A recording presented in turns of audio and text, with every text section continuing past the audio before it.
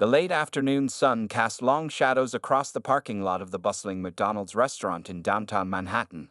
Mark Anderson, a newly appointed Spanish manager who had worked his way up from the kitchen staff over the past decade, stood behind the counter with pride in his crisp uniform. At 35, his journey from an immigrant dishwasher to restaurant manager was a testament to his dedication and hard work. It was a typical Friday evening when a group of young college students entered the restaurant, their laughter filling the air. Among them was Tom Wilson, a 19-year-old sophomore known for his privileged background but struggling to find his place in the world. His designer clothes and perfectly styled hair stood in stark contrast to the casual attire of other customers. As Tom approached the counter, he wore the kind of smirk that Mark had seen countless times before, the look of someone who thought they were above everyone else. The other customers in line watched as Tom deliberately switched from English to broken, mocking Spanish while placing his order, attempting to make fun of Mark's accent. "Yo quiero, hamburguesa," Tom said with an exaggerated accent, while his friends snickered behind him. The other customers in line shifted uncomfortably, some shaking their heads in disapproval. Mark, however, remained professional. Years of customer service had taught him how to handle such situations with grace. He smiled warmly and responded in perfect English, "Good evening, sir. I'd be happy to take your order. Would you like to try our new quarter-pounder deluxe combo?" Tom's face reddened slightly, not expecting such a polished response. His friends' laughter died down as they realized their joke had backfired.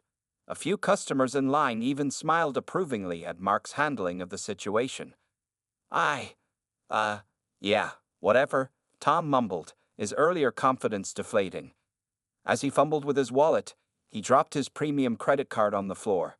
When he bent to pick it up, he noticed a familiar name tag on another employee mopping nearby. It was Michael, his former high school classmate who had often tutored him in Spanish. Michael had witnessed the entire scene, and their eyes met briefly. The shame on Tom's face deepened as he remembered how Michael had always treated him with respect, despite Tom's wealthy background. Now here they were, their roles reversed, with Tom acting exactly like the kind of person he used to criticize. Mark efficiently processed Tom's order while maintaining his professional demeanor. As he handed over the receipt, he said in fluent Spanish, "Gracias por su visita, que tenga un buen día." Then, switching to English with a gentle smile, "Thank you for visiting. Have a great day." The other customers, who had been watching the interaction, couldn't help but admire Mark's composure. An elderly woman behind Tom in line spoke up, "Young man, you could learn a thing or two about dignity from this gentleman." As Tom waited for his order, he couldn't help but notice how Mark seamlessly switched between Spanish and English while helping other customers, how he assisted his staff with genuine care, and how he treated everyone with equal respect regardless of their behavior. When his number was called, Tom approached the counter again, this time with his head lowered. "I'm sorry about earlier," he muttered, barely audible. Mark simply nodded and handed him his meal with the same professional courtesy he showed to everyone else. "Enjoy your meal, sir. Remember, everyone's story is worth respecting." As Tom left with his friends, who were now unusually quiet, he caught a glimpse of Mark helping an elderly Spanish-speaking couple navigate the digital ordering kiosk with patience and kindness. The contrast between Mark's dignity and his own behavior weighed heavily on his mind. In the days that followed, this incident would become a turning point in Tom's life, making him question his prejudices and attitude towards others. Meanwhile, Mark continued to manage his restaurant with the same unwavering professionalism and respect that had earned him this position, proving that true character shines through actions rather than words. The following Monday, Tom couldn't shake off the memory of his behavior at McDonald's. As he sat in his morning Spanish class at the university, his professor's words seemed to echo with new meaning. Every phrase reminded him of how he had mockingly used the language to try to humiliate Mark, the restaurant manager. During lunch break, Tom spotted Michael, his former high school classmate who now worked at McDonald's, sitting alone in the campus cafeteria. After a moment of hesitation, Tom walked over with his tray. "Mind if I join you?" he asked quietly. Michael looked up, surprise evident on his face. He nodded, gesturing to the empty chair. The awkward silence between them was heavy with unspoken thoughts. "I was a jerk the other day," Tom finally said, pushing his food around on his plate. "I don't know what I was trying to prove." Michael took a thoughtful sip of his coffee before responding. You know, Tom, I work at McDonald's because they have a great education assistance program. Mark, our manager, actually encouraged me to apply for it. He's helping me pay for my engineering degree. Tom's fork stopped midway to his mouth. He hadn't known that McDonald's offered such benefits. In fact, he realized he had never bothered to learn anything about the people who served him food, always treating them as somehow beneath him. Mark has helped several employees get their degrees, Michael continued. He actually has a master's in business administration from his home country, but he started from the bottom here to support his family. Now he helps others do the same. As Michael spoke, Tom remembered how his own father had often bragged about being self-made, despite inheriting his initial capital. The irony wasn't lost on him. Later that afternoon, Tom decided to skip his usual expensive coffee shop and walked into McDonald's again. The restaurant was quieter than Friday night, and Mark was training a new employee at the register, patiently explaining the process in both English and Spanish. When it was Tom's turn to order, Mark showed no sign of remembering Friday's incident. Instead, he greeted Tom with the same professional courtesy he showed every customer. "I'd like to apologize properly," Tom said, his voice steady this time. "What I did was disrespectful, not just to you, but to everyone who speaks Spanish and works hard for a living." Mark's expression softened slightly. "Thank you for saying that. Would you like to try our new apple pie? It just came out of the oven." As Tom waited for his order, he observed the restaurant with new eyes. He noticed how Mark switched effortlessly between helping customers and mentoring staff, how he handled a small spill crisis with calm efficiency, and how he made every person feel valued, regardless of whether they were ordering a dollar coffee or a family meal. The new employee Mark had been training dropped some coins while giving change. Instead of getting frustrated, Mark turned it into a teaching moment, showing her a better way to handle the cash register while keeping her confidence intact. Tom found himself thinking about his own part-time job at his father's company, where he had been handed a management position without any real experience. He had never had to work his way up or prove himself like Mark had. As he left the restaurant, Tom pulled out his phone and opened the McDonald's job application page. Maybe it was time to learn what real work meant, to understand the value of earning respect rather than demanding it. Outside, the late afternoon sun painted the city in warm hues, much like that Friday evening. But this time, Tom walked away with a different perspective, carrying not just his meal, but also the weight of a lesson in humility and the first steps toward personal growth. Meanwhile, Mark continued his shift, unaware that his simple actions and unwavering dignity had sparked a transformation in a young man who had once tried to mock him. In the grand scheme of things, it was just another day at McDonald's. But for Tom, it marked the beginning of a profound change in how he viewed the world and his place in it. A week after submitting his application, Tom found himself standing in McDonald's employee area, wearing the same uniform he had once looked down upon. Mark had personally called to offer him a part-time position, surprising Tom with his willingness to give him a chance despite their first encounter. "Everyone deserves an opportunity to learn and grow," Mark had said during the phone call. Now, as Tom tied his apron with slightly trembling hands, those words resonated more deeply than ever. His first day started at 6 a.m., much earlier than he ever woken up for his cushy office job at his father's company. The morning rush was about to begin, and Tom watched in awe as his coworkers moved with practiced efficiency, preparing for the breakfast crowd. "You'll start at the back," Mark explained, leading Tom to the kitchen area. "Everyone here begins by learning the basics. Even I did, 10 years ago." He introduced Tom to Carlos, a cheerful cook who had been with the restaurant for 5 years. The heat from the grills hit Tom like a wall. Within an hour, his perfectly styled hair was plastered to his forehead with sweat, and his hands were already sore from handling kitchen equipment. Carlos showed him how to prepare the breakfast items, patiently correcting his mistakes without a hint of judgment. During a brief lull, Tom overheard Carlos speaking Spanish with another cook. To his surprise, he could understand parts of their conversation. They were discussing their children's education. Carlos was proud that his daughter had just received a scholarship to study medicine, while working part-time at another McDonald's to help with expenses. The morning rush arrived like a tidal wave, orders flooded in, and Tom struggled to keep up with the pace. He dropped several eggs, mixed up orders, and felt completely overwhelmed. His designer watch, which he had stubbornly worn to work, was now speckled with grease. "Tranquilo," Carlos said, noticing Tom's distress. "Stay calm.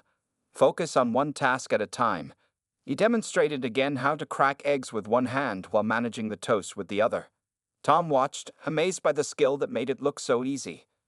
During his break, Tom collapsed into a chair in the break room, his legs aching. He checked his phone to find 3 missed calls from his father. News of his new job had reached him, and he wasn't happy. There was also a text from Michael. "Saw you in the kitchen. Welcome to the team." As Tom sipped his coffee, which tasted better than any expensive brew he'd had before, perhaps because he had earned it, Mark sat down across from him. "How's your first day going?" "It's harder than I expected," Tom admitted. "I don't know how everyone does this every day." Mark smiled. "Yet they do, and they do it with dignity. Some of them work 2 jobs to support their families or pay for school. Others, like Carlos, have been doing this for years to give their children better opportunities than they had." The afternoon shift brought new challenges. Tom was moved to cleaning duty, including the bathrooms, something he'd never done in his life. As he scrubbed the floors, he remembered how he used to leave messes in public places, thinking it was someone else's job to clean up after him. A group of college students came in, reminding Tom of himself just a week ago. He watched from behind the mop as one of them made a snide comment about the staff. This time, though, he saw the situation from a completely different perspective. By the end of his shift, Tom's muscles ached, his uniform was stained, and his pride was thoroughly humbled. But as he watched Mark handle a difficult customer with grace while simultaneously mentoring a new cashier, he realized he was exactly where he needed to be. Walking home in his McDonald's uniform, Tom passed by the expensive restaurants where he used to dine. Through their windows, he could see customers behaving just as he once had. But now, instead of feeling superior, he felt a connection to every service worker he saw, understanding for the first time the dignity in their labor. 2 weeks into his new job at McDonald's, Tom's life had changed in ways he never expected. His designer clothes stayed in the closet, replaced by comfortable work attire. His hands, once soft and manicured, now bore small burns and calluses from the kitchen work.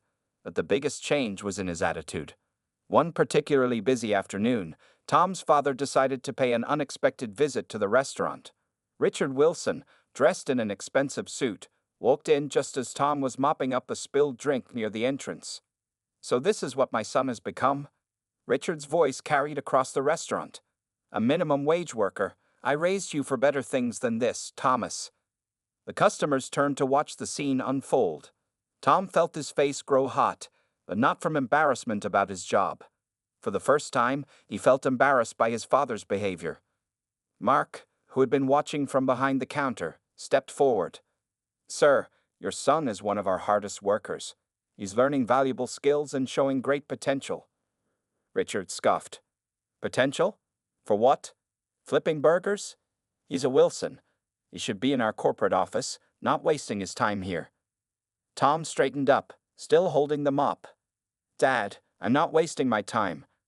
I'm learning more here than I ever did sitting in that corner office you gave me." Several of Tom's coworkers had gathered nearby, including Carlos and Michael. They watched silently, supporting him with their presence. "You know what I learned in your office, Dad?" Tom continued, his voice steady. "How to look down on people, how to take credit for others' work. Here, I'm learning real leadership from Mark. I'm learning teamwork, responsibility, and respect." Richard's face reddened. "This is ridiculous. I'm cutting off your allowance until you come to your senses."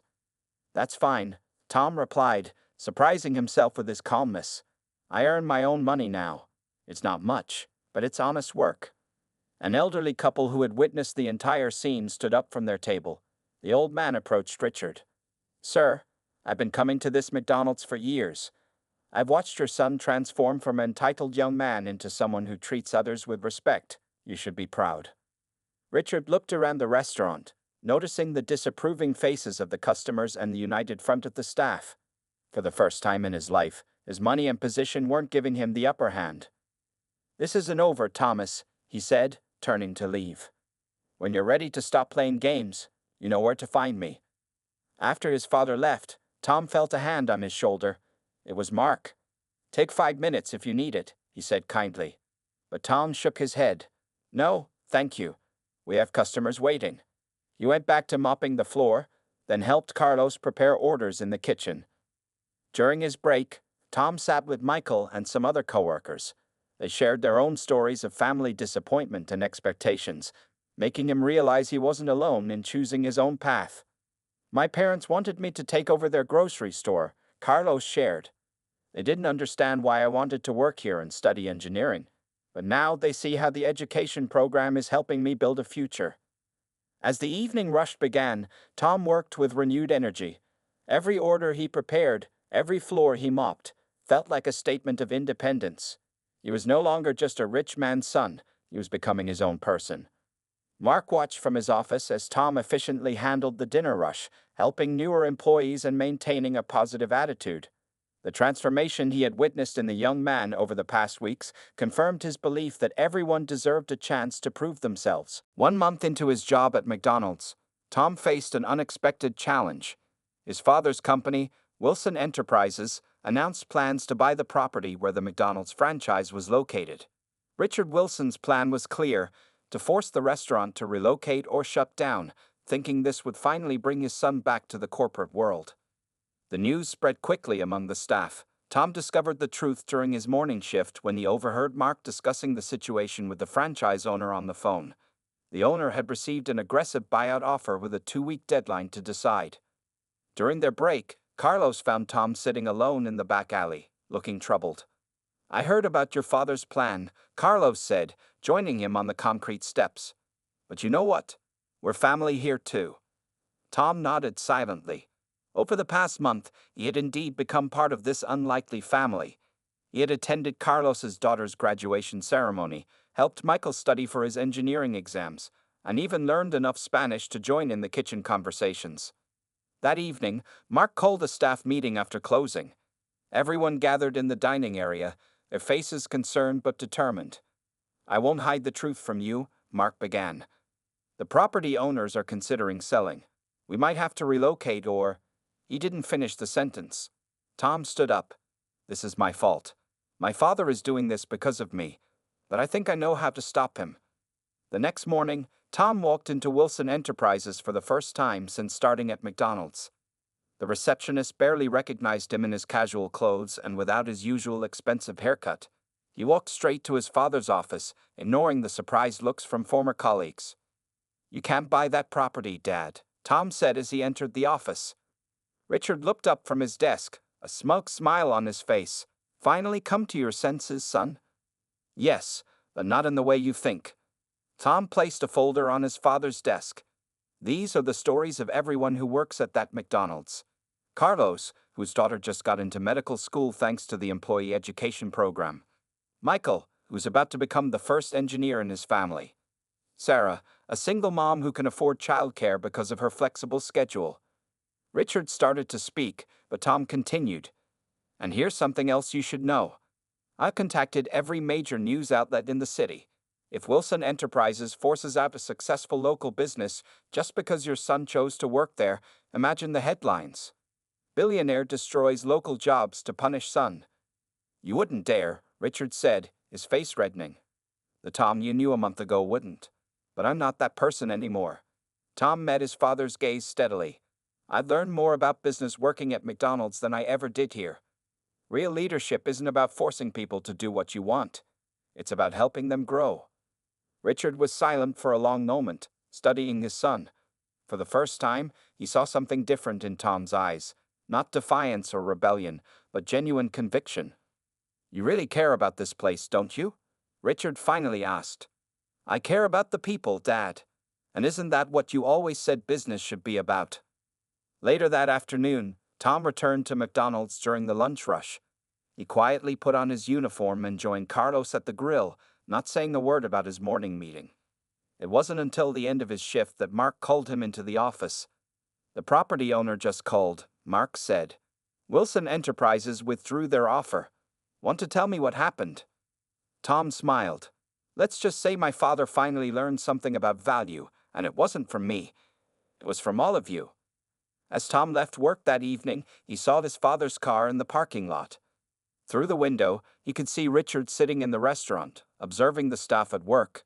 Their eyes met briefly, and Richard gave a small nod, a gesture that contained both acceptance and, perhaps, a hint of pride. 2 months into his McDonald's journey, Tom's transformation had caught the attention of the regional manager.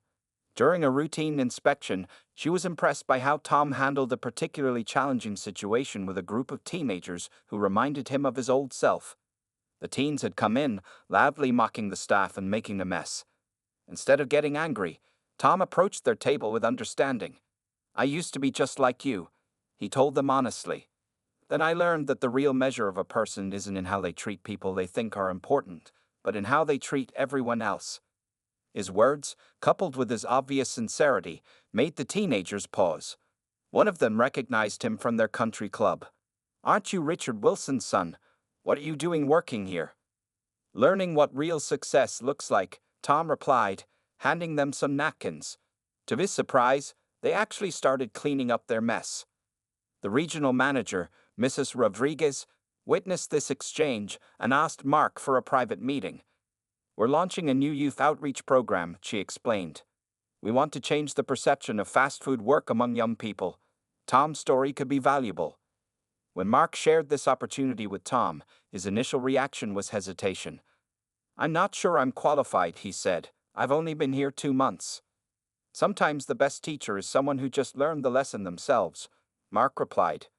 "Your journey from that first day to now, that's exactly what young people need to hear." That weekend, Tom received an unexpected visit at work. His mother, Elizabeth Wilson, walked into the restaurant during his shift. Unlike his father's confrontational visit, she quietly observed him work for an hour before approaching the counter. "Your father told me what you did," she said when Tom finally took his break. Standing up to him about selling the property, he was angry at first, but now. She paused, smiling. Now he can't stop talking about how his son finally showed some real business sense. Tom laughed, remembering how different his definition of business sense was now. "I learned it here, Mom, from people like Mark and Carlos." Elizabeth looked around the restaurant, seeing it through new eyes. "You know, when you were little, you used to say you wanted to help people. Your father and I thought that meant running a big company, but maybe this is what you meant all along." As they talked, Mrs. Rodriguez approached their table. "Tom, I've been watching you work. How would you feel about helping us develop our youth program? We need someone who understands both worlds, someone who can bridge the gap." Before Tom could respond, his mother spoke up. "He'd be perfect for it. The Wilsons have always been leaders in the community, just not quite like this before." Later that evening, during closing, Tom shared the news with his coworkers. Carlos gave him a proud pat on the back, and Michael joked about Tom becoming famous. "Just don't forget us little people when you're a big shop program director," Michael teased. "Impossible," Tom replied, still mopping the floor despite his potential promotion. "You guys are my family now, too." Mark watched from his office, remembering the entitled young man who had walked in 2 months ago. The transformation had been remarkable, but what pleased him most was that success hadn't changed Tom's humility. Even with this new opportunity, Tom insisted on finishing his shift and helping with cleanup. As they left that night, Tom looked at the McDonald's sign glowing in the darkness.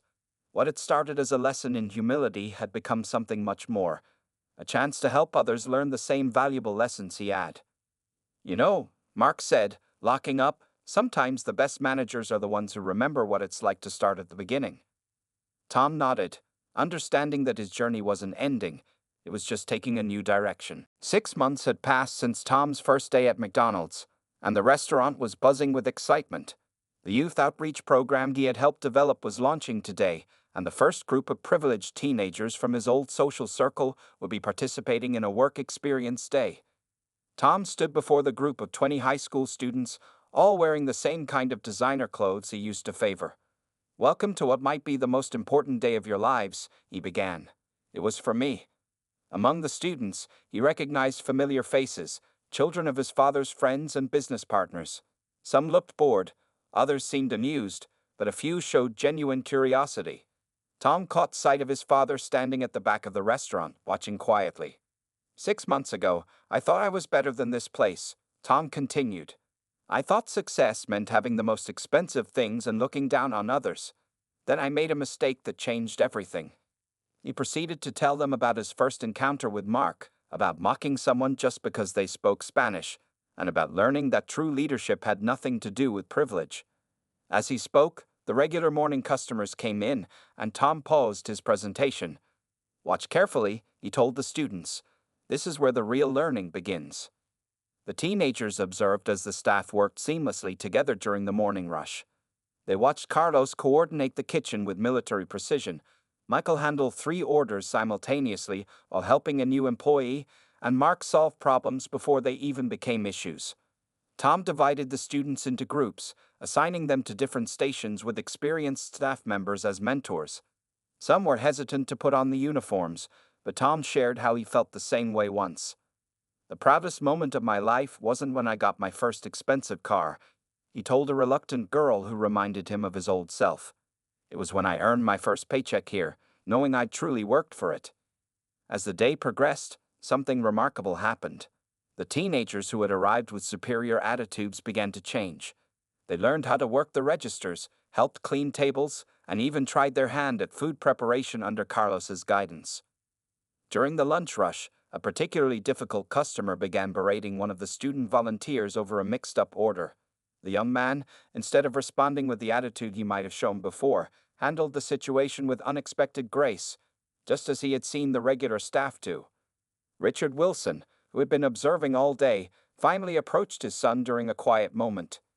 "You know, Tom, when I started Wilson Enterprises, I worked every position in the company. Somewhere along the way, I forgot the value of that experience. Watching you today, you've reminded me." Tom was surprised to see genuine emotion in his father's eyes. "Dad, remember how you always said business is about understanding people? I had to work here to really understand what that means." As the day wound down, Tom gathered the students for a final discussion. Many shared how their perspectives had changed in just one day. One girl admitted she'd never said thank you to service workers before, but now she understood how much effort went into their jobs. "This isn't just about working at McDonald's," Tom concluded. "It's about respect, dignity, and understanding that every job has value. Some of you might become CEOs one day, like my father, but if you remember what you learned here today, you'll be better leaders for it." After the students left, Mark called Tom into his office. "The regional management is impressed with today's program," he said. "They want to expand it to other locations. They're offering you a position to oversee the whole initiative." Tom looked out at the restaurant floor, where Carlos was teaching Michael a new cooking technique while handling dinner orders.